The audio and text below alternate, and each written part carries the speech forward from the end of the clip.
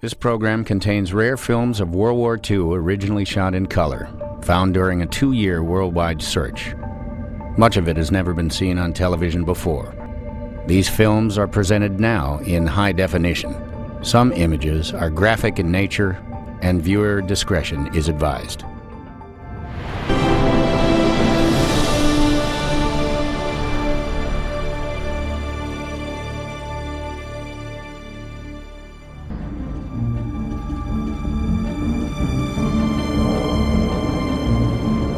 When I'm in this plane, I'm so busy looking, thinking. There's so many instructions. It's a lot to know.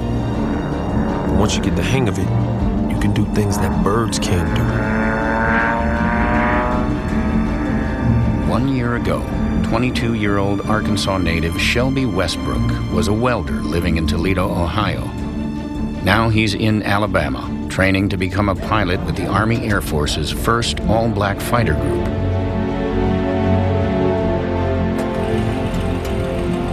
Known as the Tuskegee Airmen, soldiers train at a segregated campus. They are commanded by white and Puerto Rican officers. We may have separate facilities, but it's a good feeling knowing that we're doing what a lot of folks said we couldn't. I could have gone into the infantry, but when the draft board started sending me letters, I made an application for the Air Corps.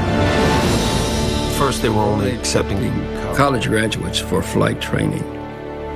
And then they ran out of college graduates, so then they started recruiting those with 2 years college. And when they ran out of the 2-year college folks, they came up with a written test. If you could pass the test, then you could qualify for the program. So that's how I came. Because I had no college training. And now I'm a commissioned pilot in the 332nd Fighter Group. Westbrook and the Tuskegee Airmen are filmed in color in stateside films like this one. Produced by the military, this film was intended to publicize the inclusion of African Americans in the Army Air Forces. After their training, the fighter group's overseas combat action is shot in black and white.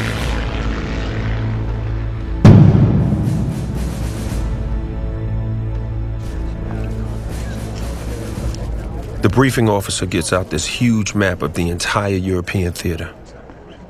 He says, "Gentlemen, today we go after the oil refineries." We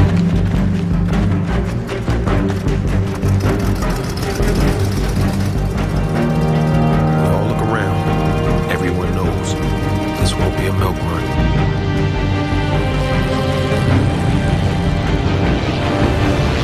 Westbrook and the 332nd Fighter Group are escorting bombers as part of an ongoing Allied strategy to bomb Nazi oil facilities.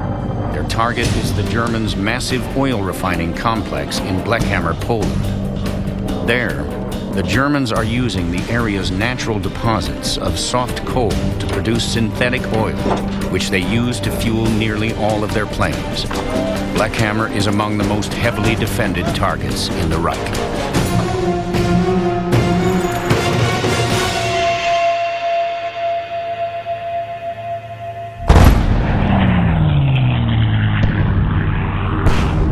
Flak is unbelievable. There's so much anti-aircraft fire and smoke screens. It's hard to see anything. Some smoke clouds are so dense, like a thunderstorm from hell, just sitting in the sky.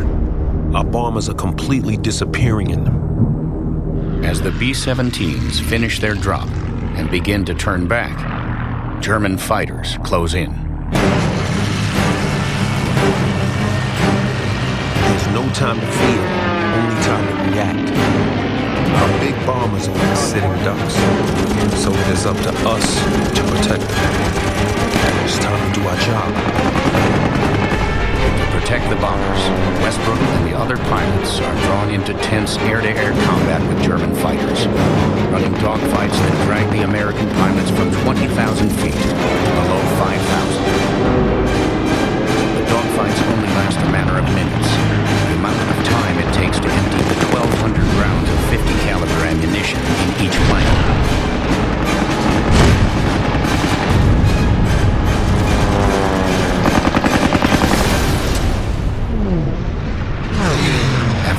hours in the air, Westbrook and the rest of the Tuskegee squadron are finally back in friendly skies. Once the bombers land, the fighters peel off and head back to their own small airstrip at Ramitelli, completely separated from the white pilots.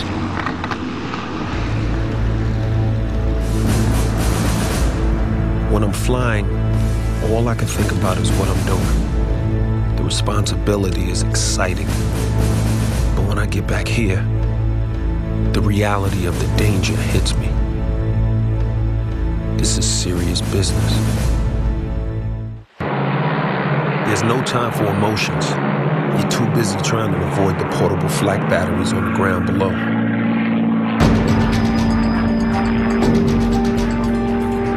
22-year-old Tuskegee Airman Shelby Westbrook is flying his 31st mission with the 332nd Fighter Group. Today, he is escorting a group of B-24 Liberators on a bombing run over Germany.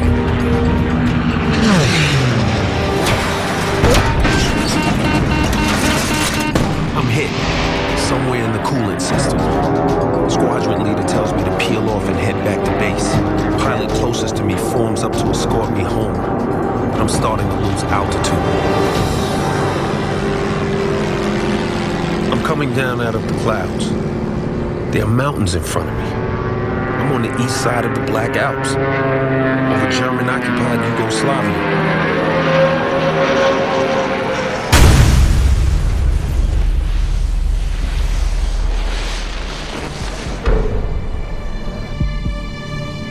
We have 2 aircraft down, but that's the least of our problems. Now, we have to find a way to get out of here with our lives. We're looking to find out where we are when we see guys in German uniforms with rifles at the ready.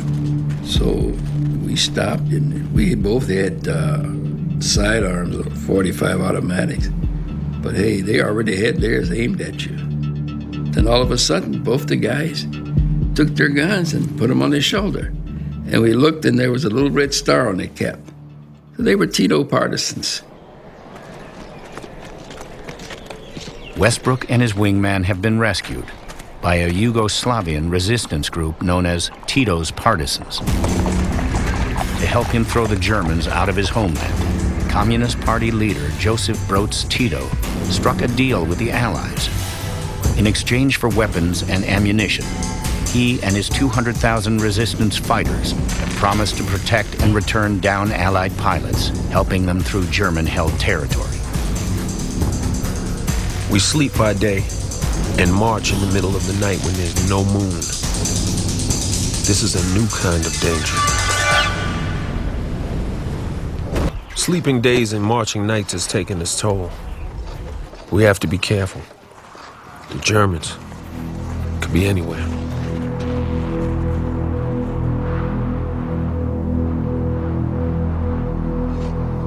Having narrowly survived a crash landing in Yugoslavia, Tuskegee Airman Shelby Westbrook is in enemy-occupied territory.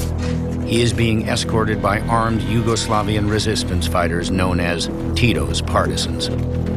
Dressed in German uniforms as a disguise, the partisans are attempting to guide Westbrook back to his airfield in Italy. You don't know what your conditions are going to be from one minute to the next. You're always on edge. All of a sudden, you would hear a voice. I think the word was stowy. Right out of the darkness, you'd hear the word stowy, and everybody would freeze. When the partisans froze, you froze. You stopped. You didn't make any noises. And it would be this quiet sound in the middle of black darkness. And all of a sudden, you'd hear some voices start a little conversation. And a couple of minutes later, you start moving again. It's strange to feel so helpless. But all I can do is trust these guys and stay ready for whatever comes next. For the next 4 weeks, Shelby Westbrook hides behind enemy lines. With the help of the partisans, he eventually reaches the port of Zara on Yugoslavia's Adriatic coast. There he meets British commandos who transport him back to his squadron in Italy. Westbrook goes on to fly another 29 missions before his tour of overseas duty is over. And when I got back to the tents, I started teasing the other guys and say, hey, I'll see you guys later. I'm on my way home.